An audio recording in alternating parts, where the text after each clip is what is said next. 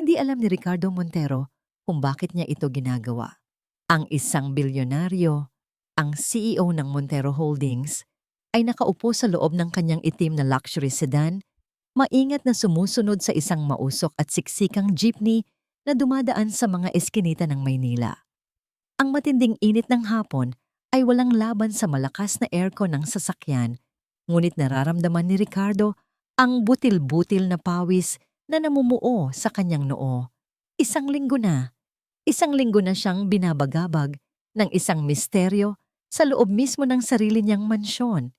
Isang misteryong may pangalan, Carmen de la Cruz, ang kanyang pinakabagong kasambahay. Ang lahat ay nagsimula sa hapagkainan, sa katahimikang matagal na niyang kasama. Ang malawak na lamesa na gawa sa mahogany ay sapat para sa 20 tao, ngunit gabi-gabi, isa lang ang nakaupo roon, siya.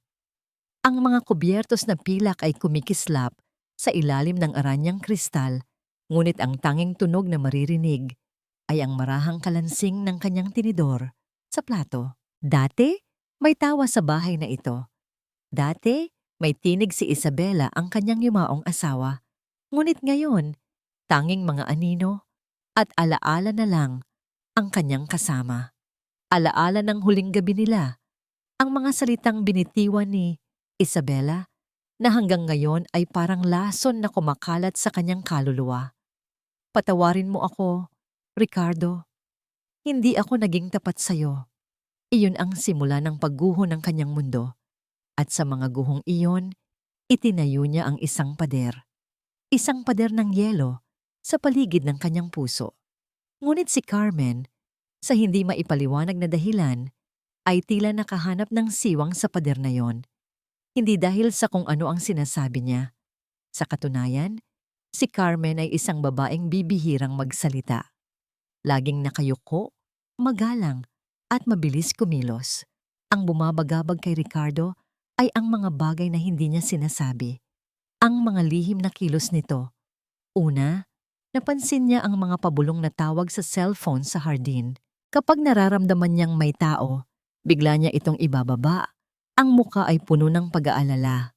Pagkatapos, ang pagkain. Lagi niyang napapansin kung paano maingat na binabalot ni Carmen ang mga tirang pagkain. Isang piraso ng lechon, ilang hipon, o cake na hindi niya ginalaw. Hindi ito tulad ng ibang kasambahay na kumukuha lang para sa sarili. May ritual sa pagbabalot ni Carmen. May pag-iingat na para bang ang bawat piraso ng pagkain ay isang mamahaling regalo. Ang huling patak na nag-umapaw sa kanyang pagdududa ay nangyari 2 gabi na ang nakalipas. Papunta siya sa kanyang library nang makita niya si Carmen na nagmamadaling lumabas mula sa silid ng yumaong si Isabela. May isang papel na nahulog mula sa bulsa nito. Bago pa ito mapulot ni Carmen, nakita na ito ni Ricardo. Isang drawing, guhit ng isang bata, isang bahay na may araw at 2 figura, isang malaki at isang maliit, na magkahawak kamay. Simple, ngunit puno ng kulay. Ang reaksyon ni Carmen ang nagpatigas sa kanyang hinla. Namutla ito ang mga matay ng laki sa takot. Mabilis niyang dinampot ang papel at itinago sa likod niya, na parang isang krimen ang nahuli sa kanya. "Pasensya na po, sir," halos pabulong niyang sabi bago mabilis na umalis.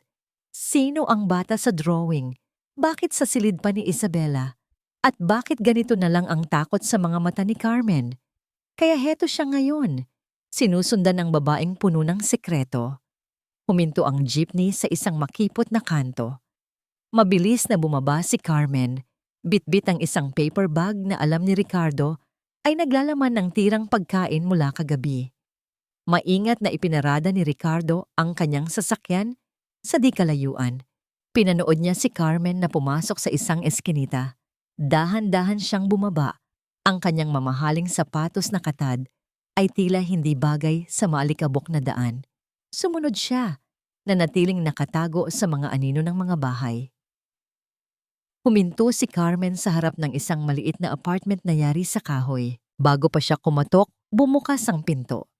Isang maliit na batang lalaki ang sumalubong sa kanya. ang mga matay kumikinang sa tuwa. "Mama!" sigaw ng bata. Niyakap ng bata ang mga binti ni Carmen, at si Carmen, ang babaeng laging nakayuko at tahimik sa mansyon, ay biglang nagbago. Lumuhod siya, niyakap ng mahigpit ang bata, at hinalikan ito sa pisngi. Ang kanyang mukha ay nagliwanag sa isang paraan na hindi pa kailanman nakita ni Ricardo. Isang purong pagmamahal na walang kapantay. "Mama, gutom na po ako," sabi ng bata. "May dala si Mama na masarap," sagot ni Carmen. Ang tinig ay puno ng lambing. Naniga si Ricardo sa kanyang kinatatayuan, nakatago sa likod ng isang pader. Isang anak. May anak si Carmen. Iyon pala ang kanyang lihim. Isang bahagi niya ay nakaramdam ng gulat, ngunit ang mas malaking bahagi ay nakaramdam ng isang matinding kirot. Isang kirot ng inggit. Ang eksenang nasa harap niya, ang simpleng pagyakap, ang dalisay na pagmamahal sa pagitan ng ina at anak, ay isang bagay na hindi kayang bilhin ng lahat ng kanyang pera. Ito ang init na wala sa kanyang mansyon. Ito ang buhay na matagal nang nawala sa kanyang tahanan. Habang pinagmamasdan niya sila, lalo niyang naramdaman ang lamig at bigat ng sarili niyang kalungkutan. Pumasok na sila sa loob ng apartment. Narinig niya ang masayang halakhak ng bata. Saglit na napapikit si Ricardo, handa nang tumalikod at bumalik sa kanyang walang laman na buhay. Ngunit isang bagay ang pumigil sa kanya. Muling bumukas ang pinto at lumabas ang bata. May hawak na maliit na bola. Tumakbo ito sa maliit na espasyo sa harap ng bahay at nagsimulang maglaro. Ngayon, sa ilalim ng papalubog na araw, mas malinaw na nakita ni Ricardo ang mukha ng bata. Isang pamilyar na hugis ng panga, isang maliit na nunal sa ibaba ng labi, katulad ng sa kanya. At ang mga mata, huminto ang pag-ikot ng mundo ni Ricardo. Ang mga matang iyon, madilim, malalim, at may kakaibang kinang na tila may pinagdadaan ng lungkot kahit sa gitna ng paglalaro. Iyon ang mga mata na araw-araw niyang nakikita sa salamin. Ang mga mata ng mga Montero. Biglang bumalik sa kanya ang isang ala-ala na pilit niyang ibinaon sa limot. Isang gabi, 6 na taon na ang nakalipas. Ang gabi pagkatapos ilibing si Isabela. Ang gabi kung saan ang sakit at galit sa pagtataksil nito ay sinubukan niyang lunurin sa pinakamamahaling alak. Ang alaala ay pira-piraso. Ang bigat ng bote ng whiskey sa kanyang kamay, ang malamig na buhos ng ulan sa labas, at isang anino sa dilim ng kanyang silid. Isang anino na nag-aalalang lumapit sa kanya. Si Carmen, bago pa lang ito sa mansyon noon. "Sir, okay lang po ba kayo?" Hindi niya maalala ang eksaktong mga salita. Ang naaalala lang niya ay ang desperadong pangangailangan na may makaramay. Ang pangangailangan na makaramdam ng kahit anong emosyon maliban sa sakit. Naalala niya ang kanyang mga hikbi. Naalala niya ang amoy ng kanyang pabango na hinaluan ng amoy ng ulan. Naalala niya ang init ng isang katawan sa tabi niya sa gabing iyon. Kinabukasan, nagising siyang mag-isa na may matinding sakit ng ulo at mas matinding pagsisisi. Ipinag-utos niyang bigyan si Carmen ng malaking halaga at pinaalis ito sa mansyon. Ayaw nang makita pa ang paalala ng kanyang kahinaan.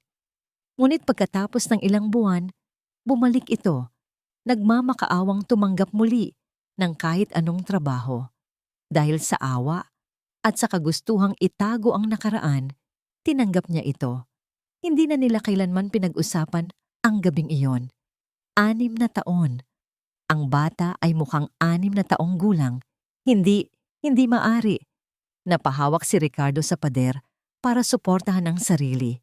Ang kanyang paghinga ay naging mabilis at mababaw. Ang lahat ng piraso ay biglang nagkabit-kabit sa kanyang isipan. Bumubuo ng isang larawan na sumisira sa lahat ng kanyang paniniwala. Nanginig ang kanyang mga kamay.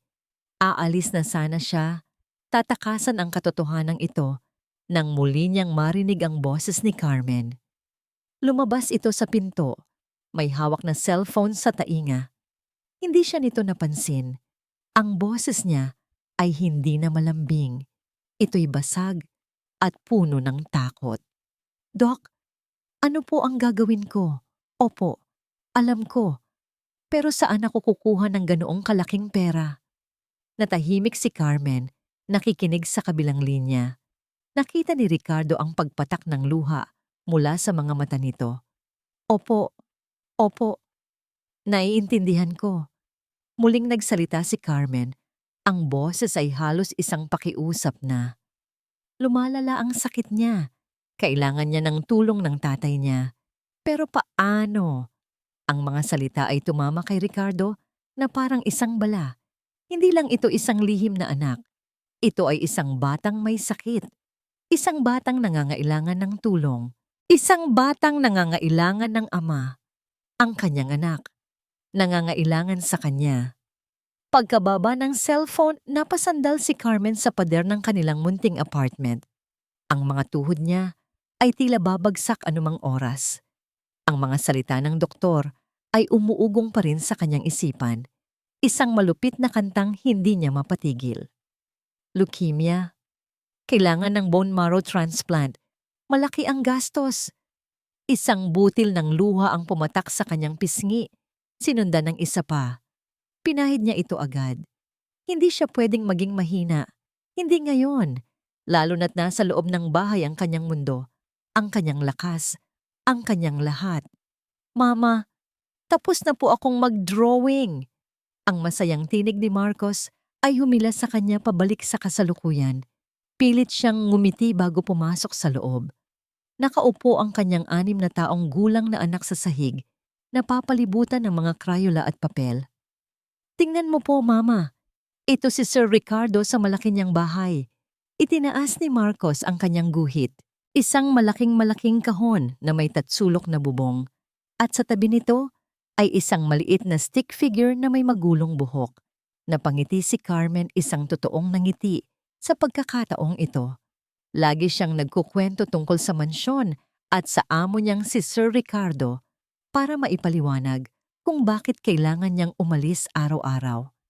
Para kay Marcos, si Ricardo Montero ay isang karakter sa isang fairy tale. Isang hari sa isang malayong kastilyo. Kung alam lang ng anak niya ang totoo. Umupo si Carmen sa tabi ni Marcos at niyakap ito mula sa likod. Inamoy niya ang buhok nito. Ito ang kanyang paboritong amoy sa buong mundo. "Ang galing-galing naman ng anak ko," sabi niya. Ang boses ay bahagyang nanginginig. "Pero di ba sabi ko sa'yo, huwag ka masyadong magpagod?" "Okay lang po ako, Mama. Malakas na ako," sagot ng bata. Sabay taas ng kanyang maliliit na braso na parang isang bodybuilder. Natawa si Carmen. Sa kabila ng lahat, ang batang ito ang kanyang sikat ng araw. Ngunit sa ilalim ng tawang iyon, may isang aninong laging nakabantay. Ang anino ng sakit. Ang madalas na lagnat. Ang mga pasa na bigla na lang lumilitaw sa balat. Ang mabilis na pagkapagod. Mga senyales na pilit niyang binabaliwala hanggang sa hindi na niya kaya. Biglang umubo si Marcos. Isang tuyong ubo. Tapos isa pa. "Anak, uminom ka muna ng tubig," sabi ni Carmen, puno ng pag-aalala. Tumayo si Marcos, ngunit sa kanyang paghakbang, bigla siyang nanghina. Ang kanyang mga mata ay pumikit at ang kanyang maliit na katawan ay bumagsak sa sahig. "Marcos!" Ang sigaw ni Carmen ay puno ng purong takot. Binuhat niya ang walang malay na anak. Ang mundo niya ay biglang tumahimik. Ang tanging naririnig niya ay ang dumadagundong na tibok ng kanyang puso. Ang katawan ng anak niya ay malambot at walang laban sa kanyang mga braso. Sa isang iglap, bumalik sa kanya ang lahat. Ang takot. Ang kawalan ng pag-asa. Dinala niya si Marcos sa kanilang maliit na kama. Kumuha siya ng basang bimpo at maingat na ipinunas sa noo nito. Habang pinagmamasdan niya ang maputlang mukha ng kanyang anak, ang mga mata nitong nakapikit, hindi niya maiwasang makita ang isang imahe. Ang imahe ng ama nito. Ang mga matang yon, kahit nakapikit, alam ni Carmen ang hugis, katulad ng mga mata ni Ricardo Montero. At kasabay ng realisasyong yon, bumalik ang isang alaala. Isang gabi ng malakas na ulan, 6 na taon na ang nakalipas. Nakita niya si Sir Ricardo sa library, basang-basa sa alak. Ang mga mata ay puno ng sakit na hindi niya maintindihan. Isa lang siyang baguhang kasambahay noon, natatakot lumapit. Pero may kung anong awa ang nagtulak sa kanya. Hindi niya maalala ang lahat. Ang naaalala niya ay ang bigat ng katawan nito nang tulungan niya itong umakyat sa kwarto. Ang paghikbi nito sa kanyang balikat. Ang paghahanap nito ng karamay sa gitna ng kadiliman. At siya sa kanyang murang edad. At pagkalito ay nandoon. Hindi niya ito tinulak. Hinayaan niyang ang dalawa nilang kalungkutan ay magtagpo sa gabing iyon. Kinabukasan, wala na ang sakit sa mga mata ni Sir Ricardo. Napalitan iyon ng lamig, ng distansya. Pinalaya siya nito na may kasamang sobrang puno ng pera, isang bayad pinsala, isang pampatahimik. Tinapon niya ang pera, pero hindi niya kayang itapon ang bunga ng gabing iyon. Ang buhay na nagsimulang tumubo sa kanyang sinapupunan. Bumalik siya sa mansyon, hindi para humingi ng sustento, kundi dahil iyon lang ang alam niyang paraan para mabuhay. Iyon din ang lugar kung saan nagsimula ang lahat ng trahedya ng kanyang pamilya. Naalala niya ang kanyang ama, isang maliit na negosyante na nawalan ng lahat dahil sa isang kasosyo. Ang kasosyong yon ay ang ama ni Ricardo Montero. Nakita niya kung paano unti-unting namatay ang kanyang ama sa sama ng loob. Isang araw, anak, sabi nito bago pumanaw. Kailangan malaman ng mundo ang ginawa nila sa atin. Iyon sana ang plano niya. Maghanap ng ebidensya, kumuha ng hustisya. Ngunit lahat ng iyon ay nabura nang dumating si Marcos. Ang paghihiganti ay napalitan ng pagmamahal. Ang galit ay napalitan ng pangangailangang protektahan ang kanyang anak. Gumising si Marcos. Dahan-dahang iminulat ang kanyang mga mata. Mama, mahinang tawag nito. Nandito lang si Mama, anak.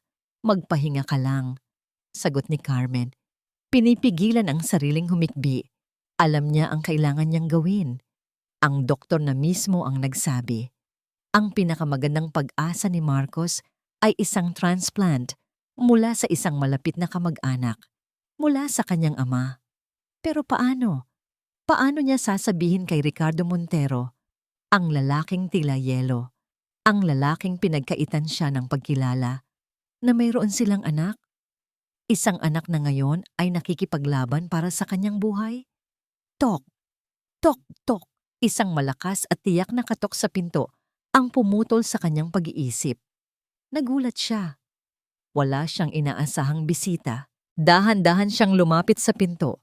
Ang puso'y biglang kumabog ng malakas. Sumilip siya sa maliit na siwang. Isang matangkad na figura ang nakatayo sa labas. Nakasuot ng mamahaling itim na suit.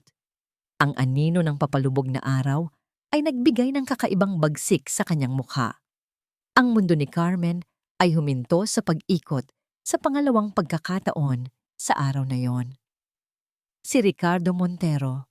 Nanginginig ang mga kamay na binuksan niya ang pinto. Ang mukha nito ay walang emosyon. Malamig na parang yelo, ngunit ang mga mata nito ay nakatitig sa kanya na para bang nakikita nito ang pinakatatago niyang mga sekreto. Kailangan nating mag-usap, Carmen. Nakatayo si Ricardo sa may pintuan. Ang kanyang presensya ay tila pumuno sa kabuuan ng maliit na sala ni Carmen. Ang amoy ng nilutong bawang at ang halumigmig ng hangin ay dumikit sa kanyang mamahaling damit. Isang matinding paalala kung gaano kalayo ang mundo nilang dalawa. Ang pader na yelo na itinayo niya sa paligid ng kanyang puso ay nagsilbing panangga laban sa eksenang nasa harap niya. Ang pagod na kasangkapan, ang mga lumang larawan sa dingding, at ang babaeng nanginginig sa kanyang harapan. Papasukin mo ba ako? O dito tayo sa labas mag-uusap? Malamig niyang tanong. Walang imik na tumabi si Carmen. Pumasok si Ricardo. Ang bawat hakbang ay tila isang paghatol. Agad na napunta ang kanyang mga mata sa maliit na kama sa isang sulok kung saan may isang batang natutulog. Ang bata, ang dahilan kung bakit siya narito. Hinarap niya si Carmen. Ang takot sa mga mata nito ay hindi niya pinansin. Ang kailangan niya ay mga sagot. 6 na taon, Carmen. Simula niya, ang boses ay mababa at puno ng kontroladong galit. 6 na taon mo itong itinago sa akin. Ano nito? Isang bitag? Isang plano para makakuha ng pera mula sa akin kapag handa ka na? Umiling si Carmen. Ang mga luha ay nagsimula nang mamuo sa kanyang mga mata. Hindi, sir. Hindi po ganyan. Hindi?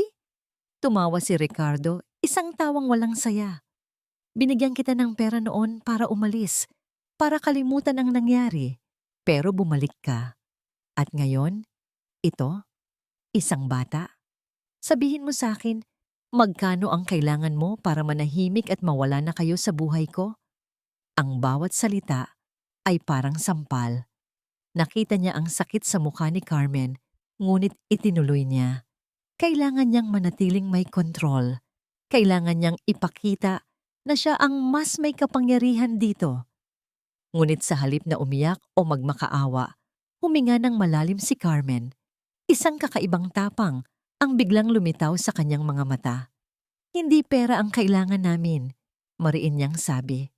Naglakad siya patungo sa isang maliit na aparador at may kinuha mula roon. Isang lumang album ng litrato. Binuklat niya ito at iniabot kay Ricardo. Tingnan ninyo po siya noong sanggol pa lang siya. Nag-aalangan na kinuha ni Ricardo ang album. Ang nasa litrato ay isang sanggol na nakabalot sa puting kumot. Ngunit hindi ang sanggol ang nakakuha ng kanyang atensyon, kundi ang ekspresyon nito. Nakakunot ang noo, na para bang pasan na nito ang problema ng buong mundo. Isang pamilyar na kunot noo. Ang kunot noo na lagi niyang nakikita sa mga lumang litrato niya noong bata pa siya. Ang kunot noo na nakikita niya sa salamin tuwing umaga. Napabitaw siya sa album na para bang napaso. Ang pader na yelo sa paligid niya ay nagsimulang magkaroon ng lamat. Hindi, pabulong niyang sabi. Ang pangalan niya ay Marcos. Sabi ni Carmen, ang boses ay basag na. Anak ninyo siya, si Ricardo. Tumingin si Ricardo mula sa litrato patungo sa natutulog na bata.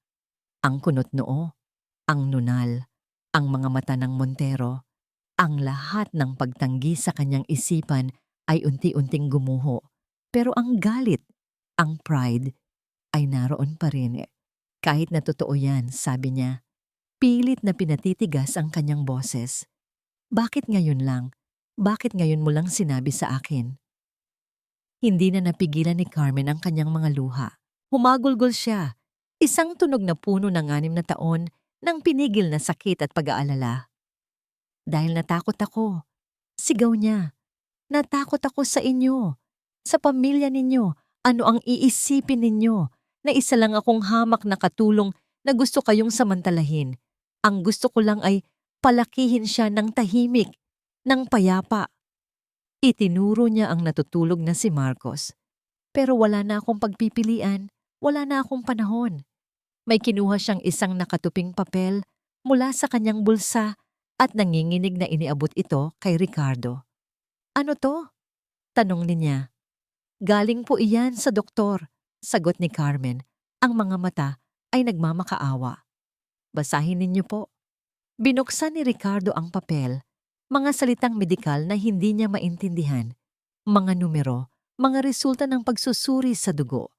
At sa ibabang bahagi, sa ilalim ng salitang diagnosis, may isang salita na nakasulat ng malinaw. Isang salita na humila sa lahat ng hangin mula sa kanyang baga. Leukemia. Ang pader na yelo sa paligid ng puso ni Ricardo ay hindi lang nagkalamat. Ito ay gumuho. Gumuho at naging abo. Ang galit ay nawala. Ang pride ay naglaho. Ang natira na lang ay isang nakabibinging katahimikan at isang malamig na takot na gumapang sa kanyang buong katawan. Dahan-dahan siyang naglakad palapit sa kama. Ngayon, sa unang pagkakataon, tiningnan niya si Marcos hindi bilang isang problema, hindi bilang isang sekreto, kundi bilang isang bata. Ang kanyang anak, isang batang may sakit. Hinaplos niya ang buhok nito, napakagaan ng kanyang kamay na halos hindi ito dumampi. Sa sandaling iyon, isang koneksyon ang nabuo. Isang bagay na mas malakas pa sa dugo. Isang bagay na hindi niya naramdaman kailanman. Nang iangat niya ang kanyang tingin, nakita niya si Carmen na nakatingin sa kanya. Ang mga mata ay puno ng isang tanong, isang desperadong pag-asa. Bago pa man siya makapagsalita, isang malakas na katok ang bumasag sa kanilang sandali. Isang katok na may awtoridad at hindi naghihintay ng paanyaya. Bumukas ang pinto.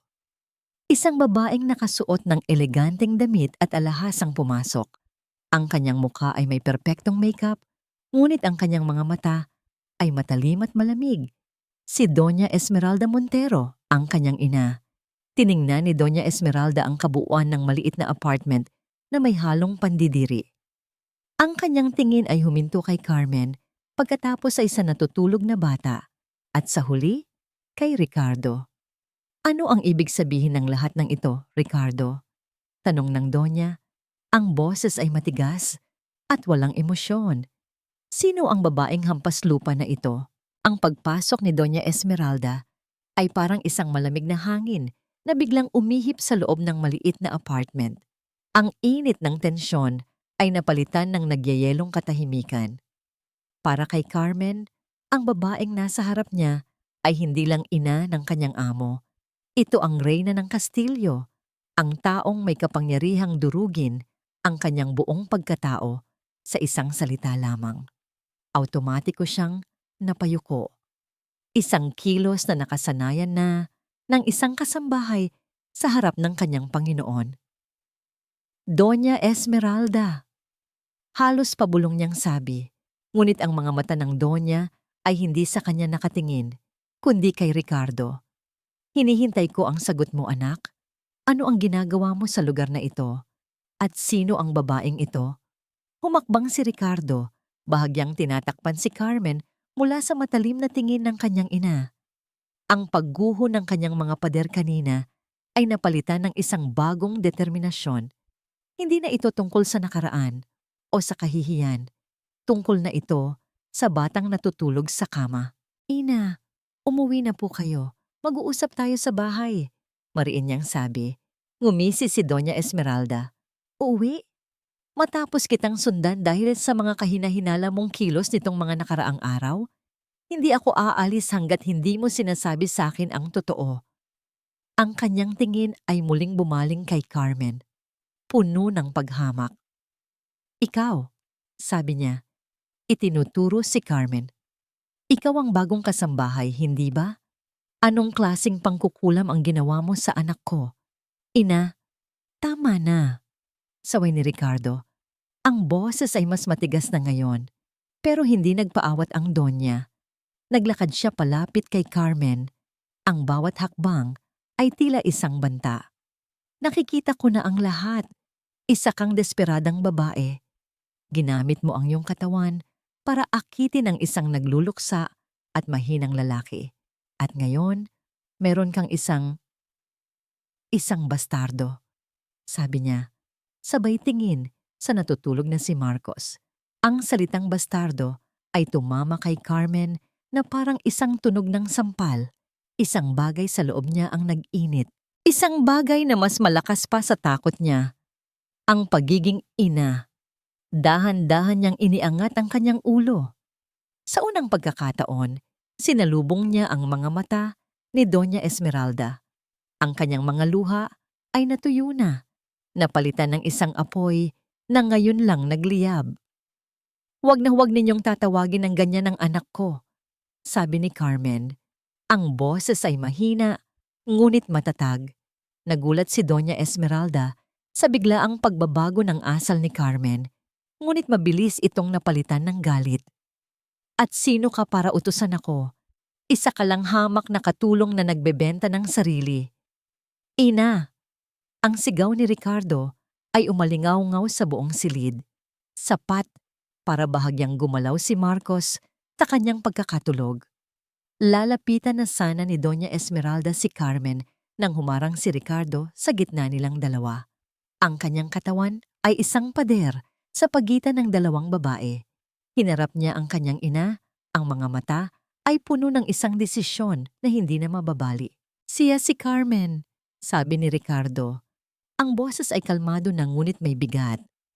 At ang batang natutulog doon ay si Marcos. Huminga siya ng malalim. Anak ko siya. Ang pag-amin ay binitiwan sa hangin at sa isang saglit, tila ang buong mundo ay natahimik. Si Carmen ay napahawak sa kanyang dibdib, hindi makapaniwala sa kanyang narinig. Si Doña Esmeralda naman ay napaurong, na para bang sinampal siya ng katotohanan. Ang kanyang mukha ay nagpakita ng gulat, pagkatapos ay pagtanggi, at sa huli, purong galit. Sinungaling! Sigaw niya, itinuturo si Carmen. Niloloko ka lang ng babaeng yan. Ricardo, isa siyang manggagansyo, isang ahas. Hindi na mahalaga kung ano ang tawag mo sa kanya, sagot ni Ricardo. Ang mahalaga, may sakit ang bata at kailangan niya ako. Tumingin siya kay Carmen. Mag-impake kayo. Sumama kayo sa akin. Uuwi tayo sa mansyon. Ano? Sabay na sabi ni Carmen at Doña Esmeralda. Hindi ako papayag na tumapak ang mga hampas lupa na yan sa pamamahay ko. Kitnang Doña. Hindi ko rin po kayang tumira doon, sir. Sabi ni Carmen naguguluhan. Tinitigan ni Ricardo si Carmen. Ang kanyang mga mata ay lumambot sa unang pagkakataon. May sakit si Marcos, Carmen. Sa mansyon, may mga doktor at nurse na pwedeng tumingin sa kanya anumang oras. Mabibigay ko sa kanya ang pinakamagaling na pangangalaga. Hindi ba't yun ang pinakamahalaga ngayon? Ang lohika sa mga salita ni Ricardo ay hindi matatanggihan. Ang kaligtasan at kalusugan ni Marcos ang una sa lahat. Kahit na ang ibig sabihin nito ay ang pumasok sa lungga ng leyon. Tumingin si Carmen sa kanyang natutulog na anak. Pagkatapos ay tumango ng dahan-dahan. Kung ganoon, sabi ni Doña Esmeralda, ang boses ay naging malamig at mapanganib. Gawin mo ang gusto mo, Ricardo, pero tandaan mo ito. Simula sa araw na ito, sisiguraduhin kong magiging impyerno ang buhay ng buhay ng babaeng yan. Hindi ako titigil hanggat hindi ko napapatunayan na isa siyang manloloko. Tumalikod ang Donya at nagmarch sa palabas ng apartment. Ang bawat hakbang ay puno ng puot. Naiwan ng katahimikan. Nilapitan ni Ricardo si Carmen. Huwag mo siyang intindihin. Ako ang bahala sa kanya. Pagkatapos ay naglakad siya patungo sa kama at tinitigan si Marcos. Sa unang pagkakataon, pinanood niya ang paghinga ng kanyang anak, ang pagtaas at pagbaba ng maliit nitong dibdib. Isang himala, isang responsibilidad. Nang gabing iyon, sa ilalim ng dilim, dalawang sasakyan ang umalis mula sa eskinita. Ang isa ay puno ng galit at isang planong manira. Ang isa naman ay naglalaman ng isang bagong buong pamilya, isang ama, isang ina, at isang anak, na papunta sa isang tahanang puno ng ginto at kristal. Ngunit walang katiyakan kung mayroon itong init at pagmamahal. Habang papasok sila sa malaking gate ng mansyon ng mga Montero, mahigpit na niyakap ni Carmen si Marcos. Ramdam niya ang mga mata ng ibang kasambahay sa kanila, puno ng pagtataka at bulungan. Pakiramdam niya ay isa siyang tupa na kusang pumasok sa kulungan ng mga lobo. Sa kanyang tabi, tahimik na nagmamaneho si Ricardo. Ngunit sa loob-loob niya, alam niyang hindi pa tapos ang laban. Sa katunayan, ito ay nagsisimula pa lamang. Pagdating nila sa loob, inihatid sila ni Ricardo sa isang malawak na guest room. Bago siya umalis, lumingon siya kay Carmen. Magpahinga na kayo. Aalis na sana siya nang biglang bumukas ang pinto ng kanyang opisina. Lumabas si Doña Esmeralda. May hawak na isang brown na folder. "Bago ka maging isang hangal, Ricardo," sabi ng Donya, ang mga mata ay nanlilisik. "Basahin mo muna yan. Alamin mo kung sino talaga ang pamilya ng babaeng yan." Iniabot niya ang folder kay Ricardo at tumalikod. Nag-iwan ng isang nangiting tagumpay sa kanyang mga labi. Nakatayo si Ricardo sa gitna ng kanyang library. Ang silid na dati niyang kanlungan ay tila naging isang kulungan. Ang amoy ng mga lumang libro at katad ay tila nakakasakal. Sa kanyang harapan, sa ibabaw ng kanyang malaking mesa, ay nakabukas ang folder na ibinigay ng kanyang ina.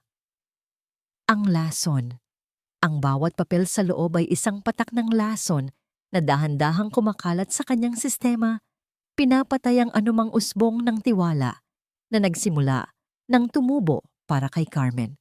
Nandoon ang lahat, nakasulat sa itim at puti. Ang kasaysayan ng negosyo ng pamilya de la Cruz. Ang partnership nito sa Montero Holdings, maraming taon na ang nakalipas. At ang kasunod na pagbagsak, ang pagkalugi, ang pagkamatay ng ama ni Carmen dahil sa atake sa puso, ayon sa death certificate. Ngunit ang pinakamasakit basahin ay ang mga kopya ng mga lumang sulat.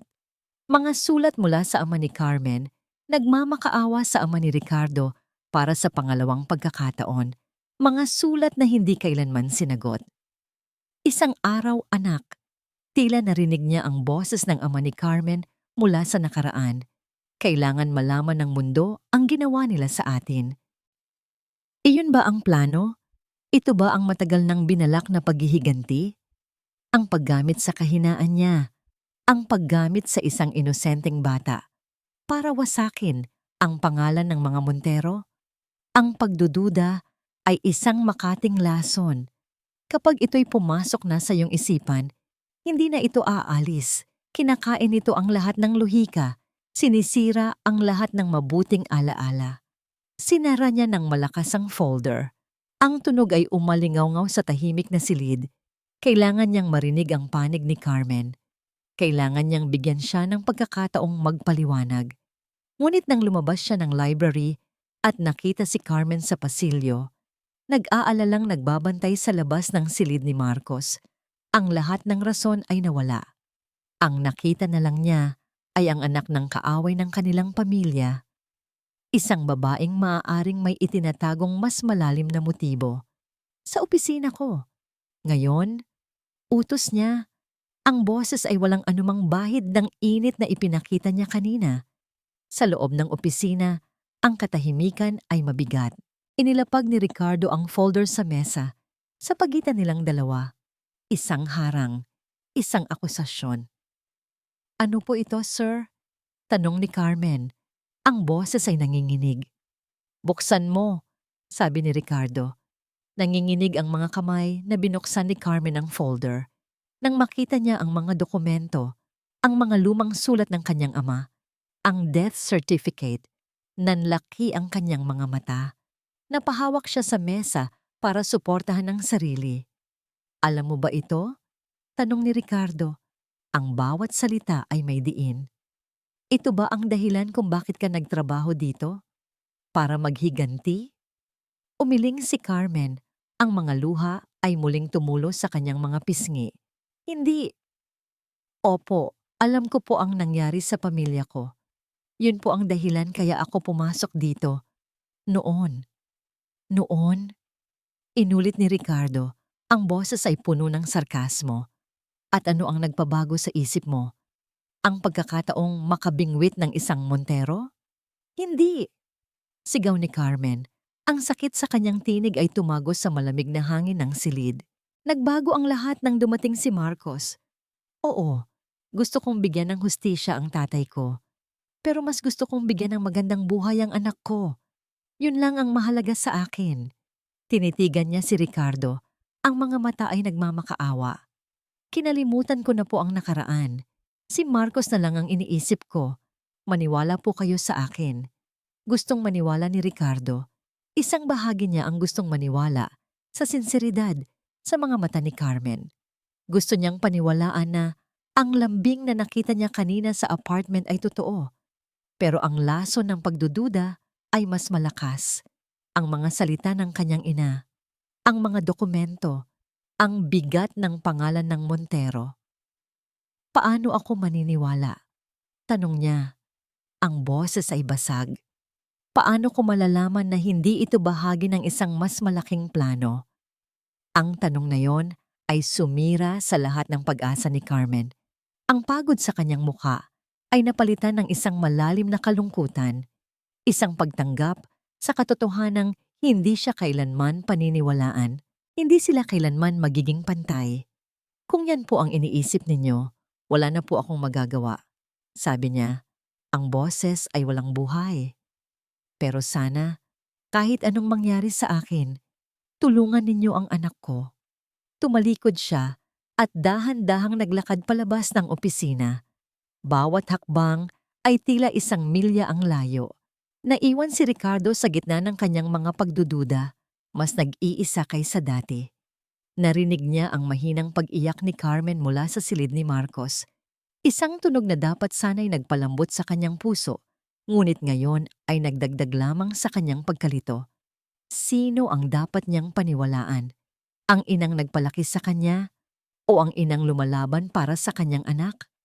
Biglang tumunog ang kanyang cellphone, isang pribadong numero. "Hello," sagot niya. "Mr. Montero, ang inyong family lawyer po ito," sabi ng boses sa kabilang linya. Tumatawag ako dahil may kakatwa pong nangyari. May isang taong hindi nagpakilala na nag-request ng isang DNA test gamit ang sample ninyo at ng batang si Marcos de la Cruz. Kumunot ang noo ni Ricardo. "Ano? Paano nangyari yon?" "Hindi ko po sigurado, sir. Malamang ay may kumuha ng sample ninyo nang hindi ninyo nalalaman. Pero hindi yun ang mahalaga." Huminga ng malalim ang abogado. "Sir Ricardo, may nagpa-DNA test na hindi nagpakilala. Kakatanggap ko lang ng resulta. Sinasabi dito na 0% ang tsansa na kayo ang ama." Ang mga salita ng abogado ay parang bomba na sumabog sa loob ng isipan ni Ricardo. 0%. Ang dalawang salitang iyon ay umikot-ikot sa kanyang utak. Winawasak ang bawat piraso ng katotohanang akala niya ay natagpuan na niya. Napaupo siya sa kanyang silya, ang bigat ng balita ay tila humila sa kanya pababa. Ang cellphone ay dumulas mula sa kanyang kamay at bumagsak sa makapal na karpet. 0%. Kasinungalingan. Lahat ng ito ay isang malaking kasinungalingan. Ang pamilyar na kunot noo, ang nunal, ang mga mata, ang koneksyon na naramdaman niya. Lahat ba yun ay imahinasyon lang niya? Isang desperadong paghahanap ng kahulugan sa isang mundong matagal nang nawalan ng kulay? Biglang bumukas ang pinto ng library. Pumasok si Doña Esmeralda. Ang mukha ay kalmado, ngunit ang mga mata ay may tagumpay na kislap. "Narinig ko na ang balita mula sa abogado," sabi niya, na para bang isang pangkaraniwang bagay lang ang kanilang pinag-uusapan. "Sinabi ko na sa'yo, Ricardo, isa siyang manloloko." Tumingin si Ricardo sa kanyang ina.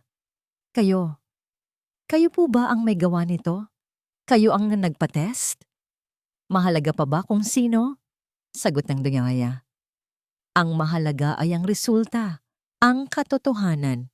Ngayon, ano ang gagawin mo? Itataboy mo na ba ang babaeng iyan at ang kanyang anak na hindi mo naman pala kadugo?" Hindi makasagot si Ricardo. Ang isip niya ay blangko. Ang puso niya ay isang magulong halo ng galit, pagkabigo, at isang kakaibang panghihinayang. Samantala, sa kabilang bahagi ng mansyon, nakatayo si Carmen sa labas ng pintuan ng library. Narinig niya ang lahat. Ang bawat salita ay parang kutsilyong paulit-ulit na isinasaksak sa kanyang puso. 0%. Napahawak siya sa dingding. Ang kanyang paghinga ay halos maputol. Paano? Paanong nangyari iyon? Sigurado siya. Siguradong sigurado siya na si Ricardo ang ama. Walang ibang lalaki sa buhay niya, kailanman. At pagkatapos, naunawaan niya. Ang nangiti ni Doña Esmeralda kanina, ang tiwala sa boses nito, ang Doña. Siya ang may pakana ng lahat ng ito. Isang pekeng resulta, isang lason na mas mabisa pa kaysa sa mga dokumento. Naramdaman ni Carmen ang pagbagsak ng malamig na pawis sa kanyang likod. Ang mansyon na ito ay hindi na isang lugar ng pag-asa. Isa na itong bitag. Isang kulungan kung saan ang bawat anino ay isang kaaway. Hindi na niya kayang manatili rito. Hindi na ligtas ang anak niya rito. Kailangan nilang umalis. Ngayon na, dahan-dahan, na parang isang magnanakaw sa sariling pansamantalang tahanan, bumalik si Carmen sa kanilang silid. Gising na si Marcos, naglalaro ng maliit na laruang kotse na ibinigay sa kanya ng isa sa mga katulong. "Mama, saan po tayo pupunta?" Tanong ng bata nang makita niyang inilalagay ni Carmen ang kanilang iilang damit sa isang bag. Lumuhod si Carmen at hinaplos ang pisngi ng anak. Pilit siyang ngumiti, isang nangiting basag at puno ng sakit. "Maglalaro tayo, anak," pabulong niyang sabi. "Maglalaro tayo ng taguan.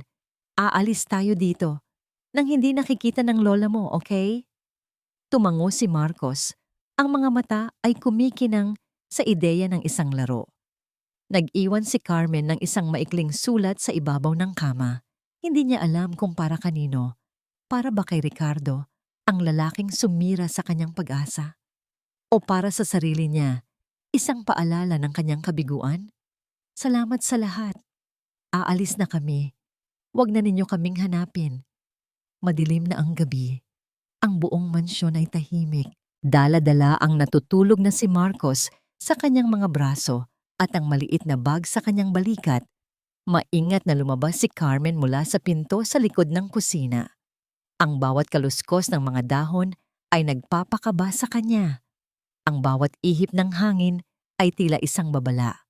Malapit na sila sa gate nang marinig niya ang isang boses. "Saan ka pupunta, Carmen?" Napatigil si Carmen. Ang boses ay hindi kay Doña Esmeralda, hindi rin kay Ricardo. Ito ay ang boses ni Manang Lita, ang pinakamatandang kasambahay, ang tanging taong nagpakita sa kanya ng kabaitan sa loob ng mansyon. Hinarap niya ang matanda. Ang mga mata ay puno ng luha. "Kailangan na po naming umalis, Manang." Tiningnan ni Manang Lita ang natutulog na bata. Pagkatapos ay ang desperadong mukha ni Carmen. May awa sa kanyang mga mata. "Alam ko, narinig ko rin. Ang Donya, kaya niyang gawin ang lahat para sa pangalan ng pamilya." May iniabot si Manang Lita na isang maliit na sobre kay Carmen. "Ito, hindi ito malaki, pero makakatulong ito sa inyo para makapagsimula." "Salamat po." Humikbi si Carmen. "Mag-iingat kayo," sabi ng matanda. Ang pag-ibig ng isang ina, ang pinakamalakas na sandata. Huwag kang susuko. Tumango si Carmen at mabilis na naglakad palayo. Papalabas ng gate, papalayo sa mansyon na puno ng mga lihim at kasinungalingan. Sa wakas, nakahinga siya ng maluwag nang makarating sila sa kalsada. Ngunit ang kalayaan ay panandalian lamang. Habang naglalakad siya sa ilalim ng madilim na langit, naramdaman niya ang kakaibang init sa katawan ni Marcos. Ang paghinga nito ay naging mababaw at mabilis. Biglang umubo ang bata. Isang ubo na, tila umuga sa buong maliit nitong katawan. "Marcos, anak, gising!" sabi ni Carmen, tinatapik ang pisngi nito. Iminulat ni Marcos ang kanyang mga mata, ngunit ang mga ito ay walang buhay at malabo. "Mama," mahina niyang sabi. Ang sakit. Pagkatapos ay muli siyang nawalan ng malay. Ang kanyang katawan ay biglang nanlamig at nanigas sa mga braso ni Carmen. "Marcos! Marcos, anak! Gumising ka!" Sigaw ni Carmen sa gitna ng madilim at tahimik na kalsada. Ang lagnat, ang sakit, ang krisis na kinakatakutan niya. Ito na. At sila ay mag-isa. Walang matatawagan. Walang mahihinga ng tulong. Sa ilalim ng liwanag ng buwan, niyakap ni Carmen ang kanyang anak na walang malay. Ang kanyang mga hikbi ay ang tanging tunog sa gabing iyon, isang desperadong panalangin sa isang langit na tila walang pakialam. Nawala na ang lahat. Nakatayo si Ricardo sa bintana ng kanyang library, nakatanaw sa madilim na hardin. Ang resulta ng DNA test ay nakakalat pa rin sa kanyang mesa. Isang pisikal na representasyon ng kanyang pagkalito. Pinilit niyang maramdaman ang galit. Ang galit dahil niloko siya. Ang galit dahil pinaasa siya. Pero wala. Ang tanging nararamdaman niya ay isang malalim na kabiguan, isang pakiramdam ng kawalan. Ang imahe ng umiiyak na si Carmen, ang imahe ng natutulog na si Marcos. Ang mga yon ang paulit-ulit na bumabalik sa kanyang isipan. Kasinungalingan ba talaga ang lahat? Biglang bumukas ang pinto. Pumasok si Manang Lita. Ang muka ay balisa. "Sir Ricardo," sabi nito. Ang boses ay nanginginig. Wala po sila. Si Carmen at ang bata. Umalis na po. Napatayo si Ricardo. "Ano?" "Nag-iwan po siya ng sulat," sabi ni Manang Lita. Iniabot ang kapirasong papel. Kinuha ni Ricardo ang sulat. Ang maikling mensahe ay tila isang sampal. "Huwag na ninyo kaming hanapin." Isang malamig na takot ang biglang gumapang sa kanyang dibdib. Hindi takot dahil sa paglisan nila. Takot dahil sa kalagayan ni Marcos. Isang batang may malubhang sakit, naglalakbay sa dilim ng gabi kasama ang isang inang wala ng matakbuhan. "Manang, ihanda mo ang sasakyan. Bilis." Utos niya, sabay takbo palabas ng library. Nakasalubong niya ang kanyang ina sa pasilyo. "Saan ka pupunta?" tanong ni Doña Esmeralda. "Hahanapin ko sila," sagot ni Ricardo, hindi humihinto sa paglalakad. "Hahayaan mo na naman na lokohin ka ng babaeng yon. Nakita mo na ang resulta, Ricardo. Hindi mo siya anak." Huminto si Ricardo. Hinarap niya ang kanyang ina. Ang kanyang mga mata ay nag-aapoy sa isang emosyon na ngayon lang nakita ng Donya. Hindi ito galit. Ito ay desisyon. "Hindi na mahalaga ang papel na yan, ina," sabi niya. Ang boses ay umalingaw-ngaw sa buong mansyon. May sakit ang bata at kailangan niya ng tulong. Kung may mangyaring masama sa kanya, hinding-hindi ko mapapatawad ang sarili ko at kayo. Ang huling salita ay binitiwan niya ng may bigat. Tumalikod siya at iniwan ang kanyang inang natigilan at hindi makapaniwala. Mabilis niyang pinatakbo ang sasakyan. Ang mga ilaw nito ay sumisira sa kadiliman ng gabi. Walang direksyon, walang plano. Ang tanging sinusundan niya ay ang tibok ng kanyang puso na puno ng pagsisisi. Bakit siya nagduda? Bakit niya hinayaang lasunin ng nakaraan at ng pride ang kanyang isipan? Habang papalapit siya sa eskinita kung saan nakatira si Carmen, may natanaw siyang isang figura sa gilid ng kalsada. Isang babaeng nakaluhod, may yakap-yakap na isang maliit na bata. Si Carmen. Mabilis niyang itinigil ang sasakyan at tumakbo palapit. Ang nakita niya ay isang imaheng habambuhay na masusunog sa kanyang alaala. Si Carmen, umiiyak ng walang tunog. Niyuyugyog ang walang malay na katawan ni Marcos. Ang balat ng bata ay maputlang maputla sa ilamaob sa ilalim ng liwanag ng buwan. "Carmen!" Tumingala si Carmen. Sa gitna ng kanyang pagdadalamhati, nakita niya si Ricardo. "Sir, tulong." Hindi na siya humihinga ng maayos. Walang pag-aalinlangan na binuhat ni Ricardo si Marcos. Ang maliit na katawan ay tila walang kabigat-bigat sa kanyang mga braso. Ngunit ang bigat sa kanyang puso ay halos hindi niya makaya. "Sa ospital. Ngayon na," sabi niya. Ang biyahe papuntang ospital ay isang karera laban sa oras. Si Carmen ay nasa likod. Yakap-yakap si Marcos, pabulong na nagdarasal. Si Ricardo naman ay nakatutok sa daan. Ang kanyang mga kamay ay mahigpit na nakakapit sa manibela. Ang tanging naririnig ay ang sirena ng kanilang konsensya at ang mababaw na paghinga ng isang batang lumalaban. Pagdating sa emergency room, isang grupo ng mga doktor at nurse ang sumalubong sa kanila. Kinuha nila si Marcos at mabilis na isinugod sa loob. Naiwan sina Ricardo at Carmen sa waiting area, dalawang estranghero na pinagbuklod ng iisang takot. Umupo si Carmen sa isang sulok, ang katawan ay nanginginig. Nilapitan siya ni Ricardo at umupo sa tabi niya. Walang nagsasalita, walang salitang sapat para sa sandaling iyon. Sa halip, ginawa ni Ricardo ang isang bagay na hindi niya inaasahan. Dahan-dahan niyang inilagay ang kanyang braso sa balikat ni Carmen at hinila ito palapit sa kanya. Sa una, nanigas si Carmen, ngunit pagkatapos ay sumuko siya sa pagod at sakit at humagulgol sa dibdib ni Ricardo. Hinayaan siya ni Ricardo. Hinaplos niya ang buhok nito. Sa sandaling iyon, hindi siya si Ricardo Montero, ang bilyonaryo. Hindi rin siya ang amo. Siya ay isang lalaki. Inaalo ang isang babae, parehong nag-aalala para sa isang batang nasa bingit ng kamatayan. Pagkalipas ng tila walang katapusang oras, lumabas ang isang doktor. Sino po sa inyo ang magulang ng bata? Kami po. Sabay nilang sagot. The boy is in critical condition, sabi ng doktor. His blood count is dangerously low. Kailangan na niya ng bone marrow transplant sa lalong madaling panahon. Oras ang kalaban natin. Tumingin si Ricardo sa doktor. Ang kanyang mukha ay puno ng determinasyon. Kinuha niya ang pekeng resulta ng DNA test mula sa kanyang bulsa at pinunit ito sa harap ni Carmen. Test me, sabi niya sa doktor. Test my bone marrow.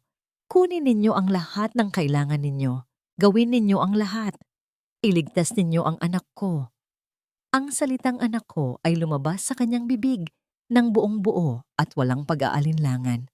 Nang gabing iyon, dumating si Doña Esmeralda sa ospital. Ang mukha ay puno ng pag-aalala para sa sariling anak. Nakita niya si Ricardo na kinukunan ng dugo. Nakita niya ang determinasyon sa mukha nito. Anak, umalis na po kayo, Ina, sabi ni Ricardo, hindi tumitingin sa kanya. Pero Ricardo, hindi mo siya... Tumigil na kayo, sigaw ni Ricardo.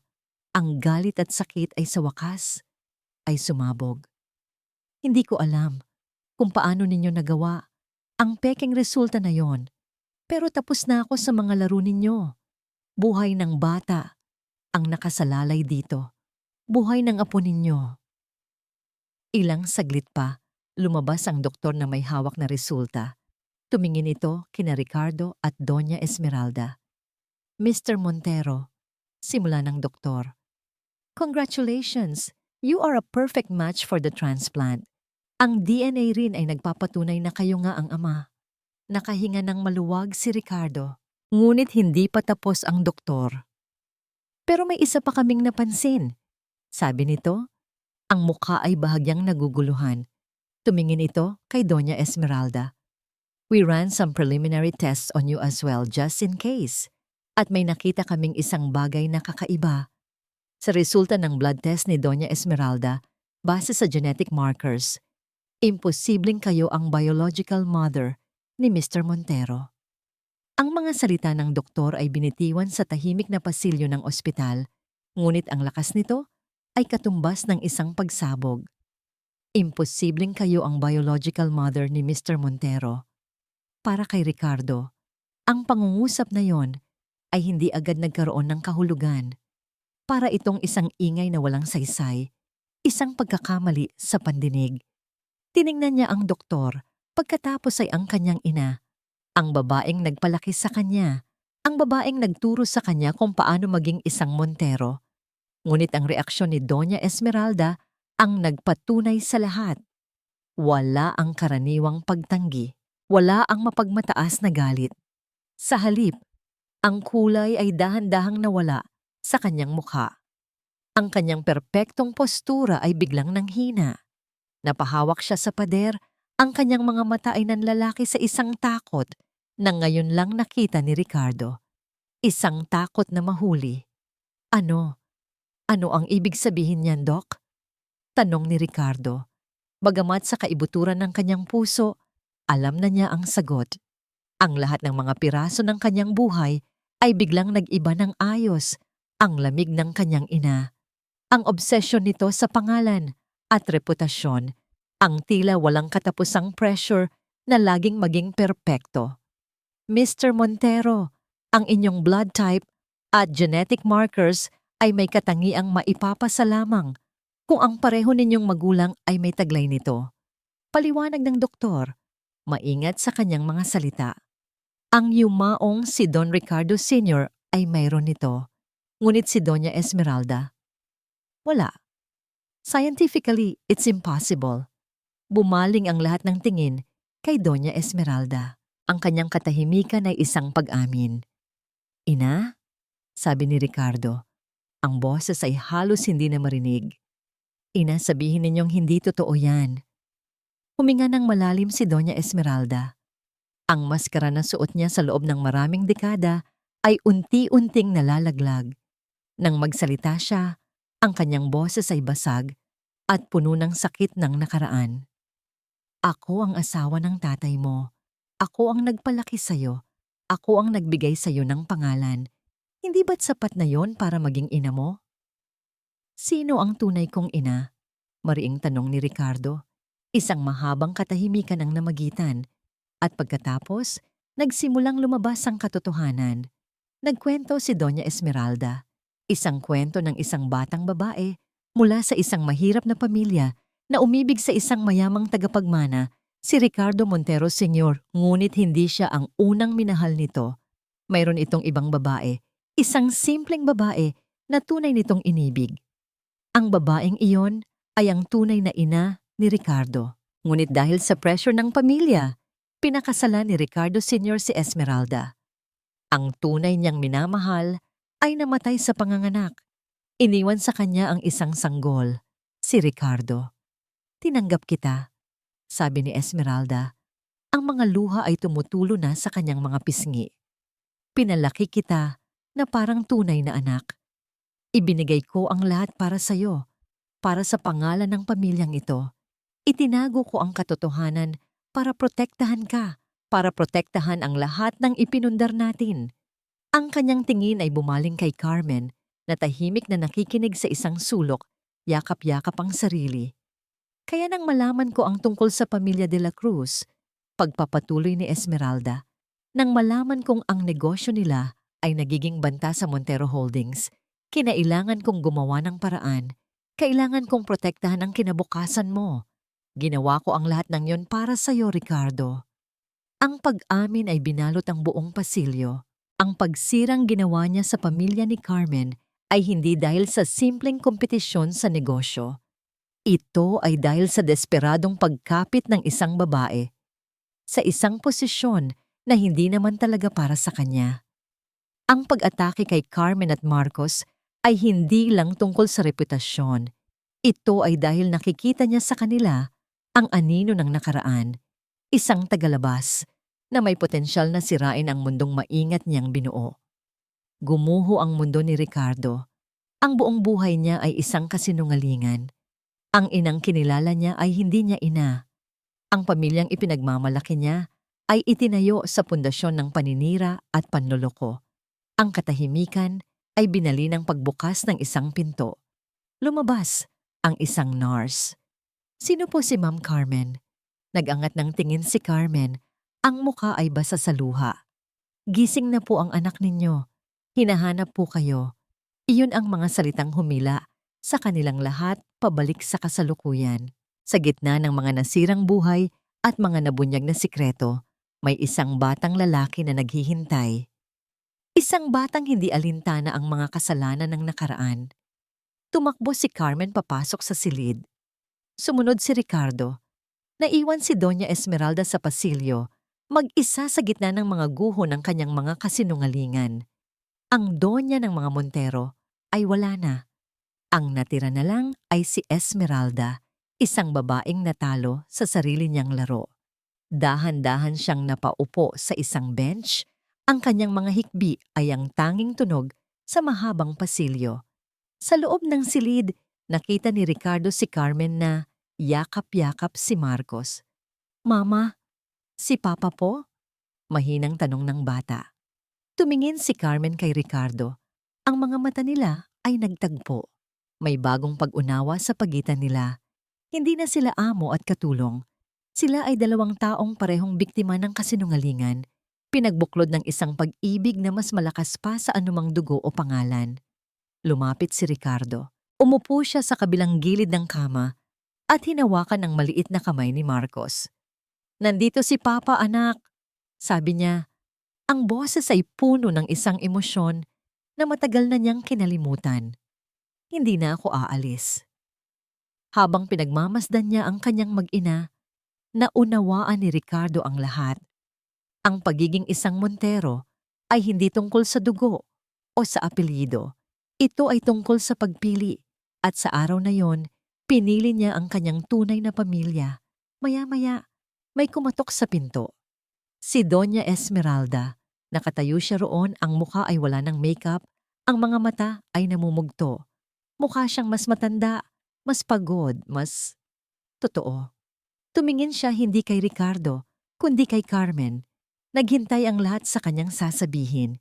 Biglang lumabas si Carmen mula sa silid. Tumayo siya sa harap ni Esmeralda, ang babaeng sumira sa kanyang pamilya at halos kumitil sa buhay ng kanyang anak. Ngunit sa halip na galit, ang nakita ni Esmeralda sa mga mata ni Carmen ay isang bagay na mas nakakagulat: pag-unawa. Dahan-dahang inilagay ni Carmen ang kanyang kamay sa balikat ni Esmeralda. Ang pagdampi ng kamay ni Carmen sa balikat ni Esmeralda ay isang kilos na kasing lakas ng isang pagsabog. Inaasahan ni Esmeralda ang sigaw, ang sumbat, ang galit.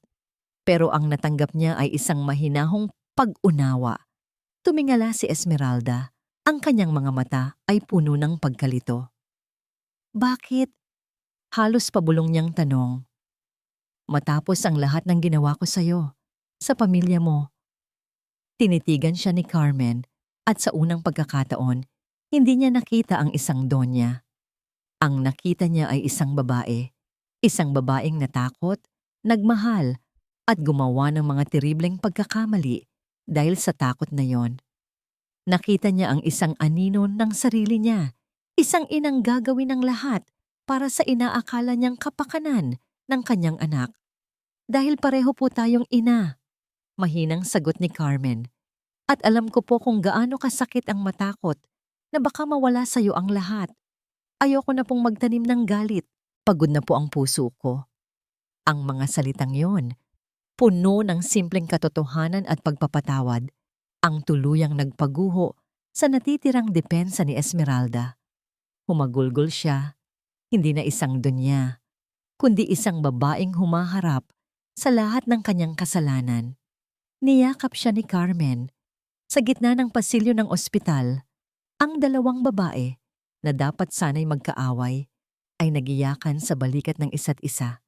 Isang pag-iyak ng paglaya mula sa bigat ng nakaraan. Sa loob ng silid, pinanood ni Ricardo ang lahat. Ang pagpapatawad ni Carmen ay isang liwanag na tumagos sa kadiliman ng kanilang mga buhay. Isang aral na mas mahalaga pa sa anumang yaman. Lumipas ang mga araw. Ang operasyon ni Marcos ay naging matagumpay. Ang bone marrow mula kay Ricardo ay tinanggap ng maliit na katawan ng bata.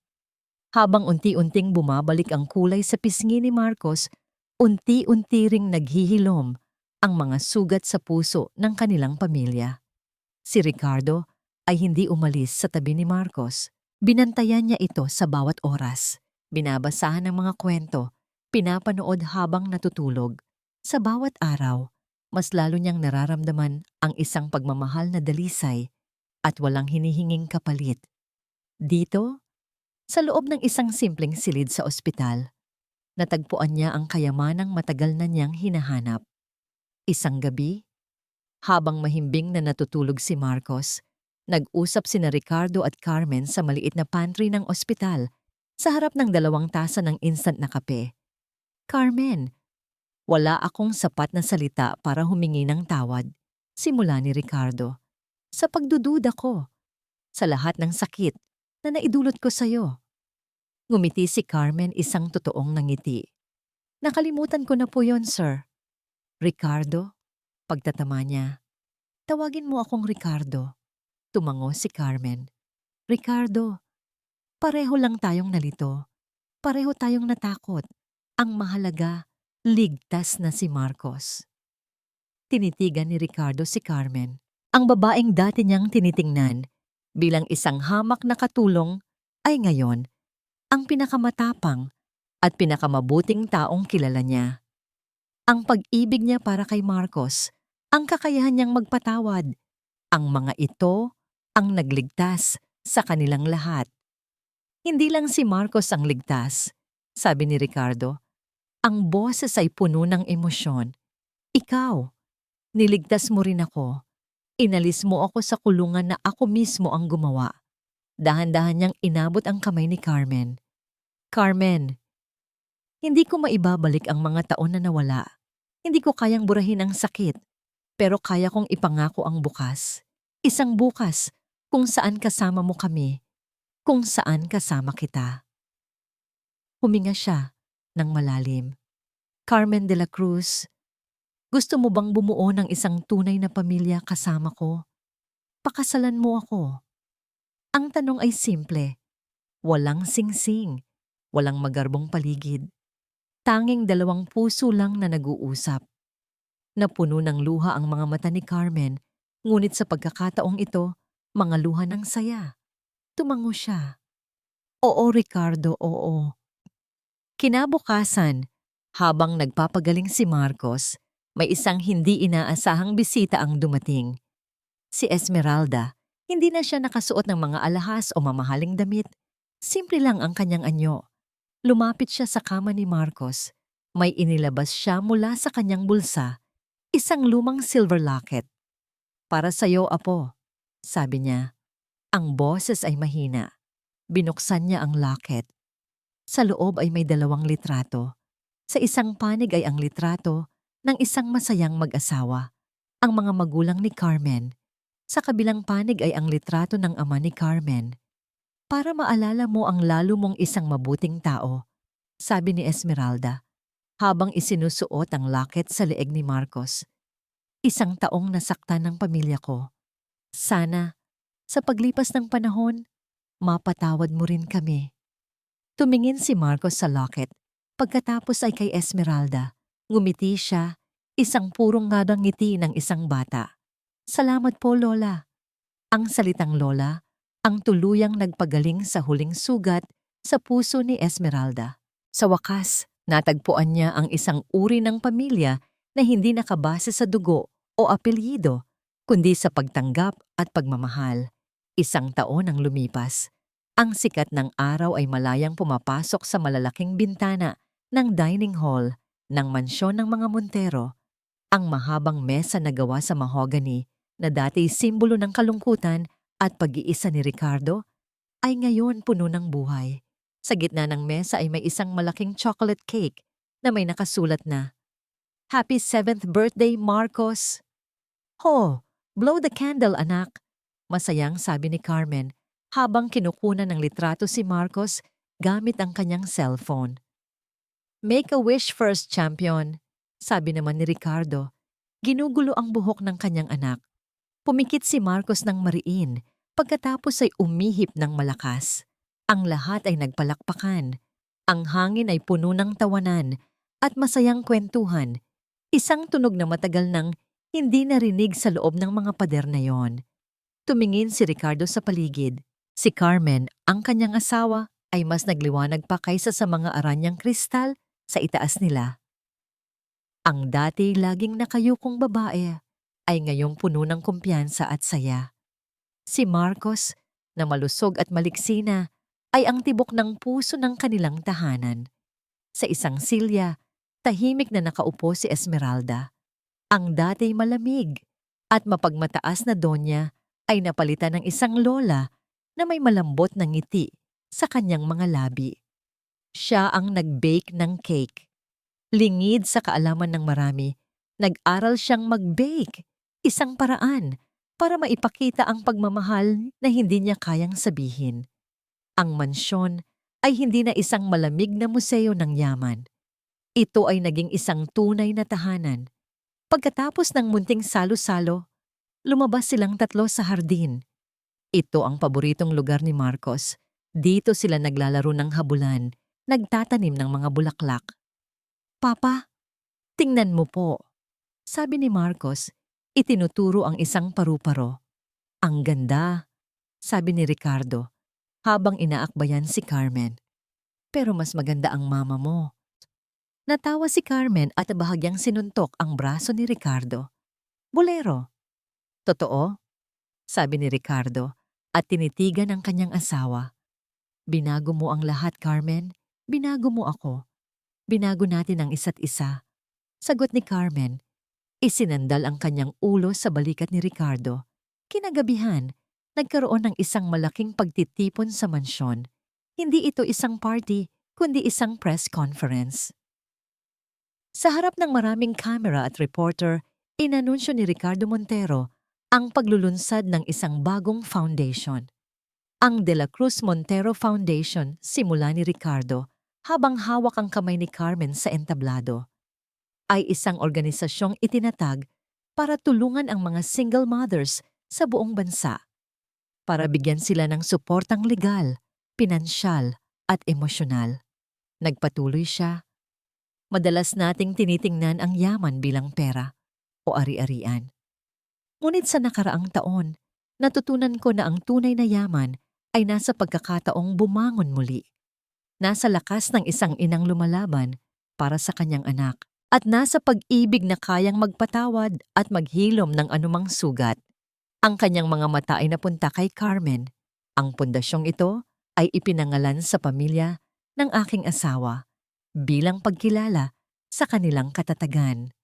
At ito ay pinamumunuan ng pinakamatapang na babaeng kilala ko, ang aking kabiyak, si Carmen de la Cruz Montero." Nagpalakpakan ang mga tao. Sa isang sulok, nakatayong nanonood si Esmeralda. Isang butil ng luha ang pumatak mula sa kanyang mata. Ngunit sa pagkakataong ito ay luha ng pride at pagtanggap. Nang matapos ang gabi at ang buong mansyon ay muling natahimik, tumayo sina Ricardo, Carmen at Marcos sa balkonahe. Pinagmamasdan ang mga bituin. Niyakap ni Ricardo ang kanyang mag-ina. Naramdaman niya ang init ng kanilang mga katawan, ang tibok ng kanilang mga puso. Dito, sa yakap na ito, natagpuan niya ang lahat, ang pagpapatawad sa kanyang sarili, ang pag-ibig na hindi niya inaasahan, at ang pamilyang buong tapang niyang ipinaglaban. Hindi na mahalaga ang mga multo ng nakaraan o ang mga kasinungalingan na minsang sumira sa kanila. Ang mahalaga ay ang ngayon, ang bukas, at ang tahanang muli nilang itinayo. Isang tahanang hindi gawa sa bato at marmol, kundi sa pundasyon ng pagpapatawad, pagtanggap, at walang hanggang pag-ibig. Ang tunay na yaman ni Ricardo Montero ay hindi na nasusukat sa mga numero sa bangko. Ito ay nasusukat sa bawat halakhak ni Marcos, sa bawat ngiti ni Carmen, at sa kapayapaang sa wakas ay natagpuan na ng kanyang puso.